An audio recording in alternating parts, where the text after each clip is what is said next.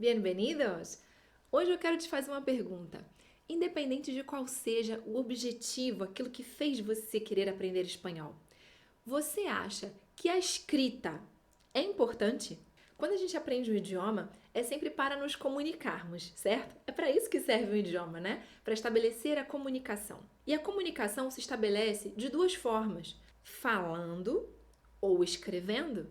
Como a língua é muito fonética, as duas coisas caminham mais ou menos juntas. Se você consegue ler em espanhol e escrever, isso vai te ajudar muito a falar, a compreender melhor aquilo que está sendo dito. É impressionante como em espanhol essas duas coisas se casam de uma tal maneira que, se você desenvolver a fala e a escrita juntas, isso vai acelerar muito o seu aprendizado. Sem contar que saber uma língua, saber falar uma língua, mas não saber escrever, não vai te abrir tantas portas. Imagina só, você está estudando espanhol hoje e daqui a 3 anos você decide ou surgiu uma baita oportunidade de fazer um curso fora ou decide fazer uma pós-graduação fora.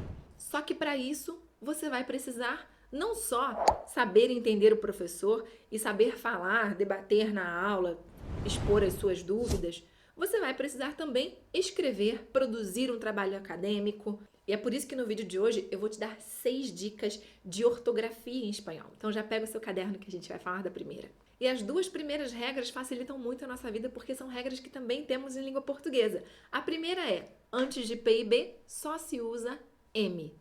Ejemplos: amplio, también, ambos. Segunda regra, toda vez que a sílaba mais forte de uma palavra for a antepenúltima, ou seja, a terceira sílaba, se a gente contar de trás para frente, quando essa for a sílaba forte, essa palavra vai ter acento.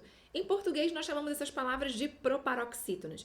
Em espanhol, são as palavras esdrúxulas. São as palavras esdrúxulas. E todas llevan tilde. Todas vão ser acentuadas, assim como acontece em português.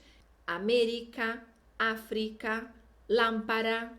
Terceira dica: existem várias palavras em português que terminam com M e a maioria delas em espanhol terminam com N. Aliás, são pouquíssimas em espanhol as palavras que terminam com M. Por exemplo, os verbos em terceira pessoa, todos aqueles que em português terminam com M, em espanhol vão terminar com N. E aqueles que terminam com A, tio, O em português também vão terminar com N em espanhol. Como ellos hablan, ellos hablarán, ellos hablaron. Regra 4. Em espanhol não existe 2 S's, C cedilha, acento circunflexo, acento grave e nem o tio. Quando você encontrar aquele tio em cima do N, já falamos sobre ele por aqui algumas vezes, aquela ali é a forma de se escrever a letra N, que é uma letra diferente da letra N em espanhol. Então, aquele sinalzinho que tem ali em cima, formando a letra N, que se chama em espanhol la virgulilla, ela não vai aparecer em cima de nenhuma outra letra. E se você encontrar palavras com NH e com LH, essas duas letras também não vão formar um som diferente. Nesse caso, você simplesmente finge que o H não está ali, porque ele não vai ter som. Quinta regra é sobre a pontuação. Não se esqueça de marcar o início de pergunta e início de exclamação em espanhol. Apesar de que nas redes sociais nós muitas vezes não vemos, de acordo com a norma culta, de acordo com a gramática da língua espanhola, é obrigatório marcar o início de pergunta e o início da exclamação. Assim como acontece em português, os nativos da língua espanhola não ligam muito para a pontuação quando se trata de redes sociais. Mas lembre-se disso na hora de você escrever direitinho, formular um e-mail ou um texto mais formal. Precisa sim marcar o início da pergunta e o início da exclamação. E vai ser sempre com o sinal de pontuação que nós temos em português, só que de cabeça para baixo. El inicio de interrogación vai ser aquele ponto de interrogação de cabeça para baixo. E ao final da pergunta, você coloca o ponto de interrogação, igual que nós temos em português. O mesmo vai acontecer no início da exclamação. A gente vai colocar no início para marcar el signo de apertura de admiración, que é o sinal de exclamação de cabeça para baixo.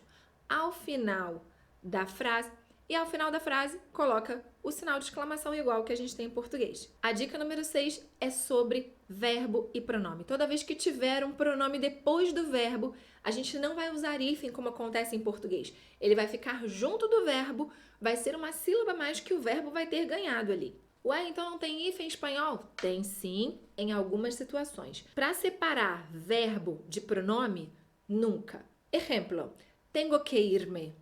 Eu tenho que ir embora. Tengo que irme. Irme é uma palavra só, é o verbo e o pronome. Dica extra de ortografia. Pensa no Z em espanhol como se fosse o C cedilha em português. Lembra aí que C cedilha não tem em espanhol, hein? Então nós temos Z com A, O, U. São pouquíssimas em espanhol as palavras que têm ZE ou ZI. São palavras que vieram de outro idioma, que não são do espanhol especificamente. E toda vez que nós estivermos diante de uma situação em que seria Z com E ou Z com I, nós trocamos esse Z por C. Tanto que é isso que acontece, por exemplo, quando a gente faz o plural de palavras que terminam com Z, como um lápis, dos lápices. E a sua missão de hoje vai ser encontrar os 10 erros no texto que está aqui embaixo na descrição. Manos a la obra! Nos vemos mañana!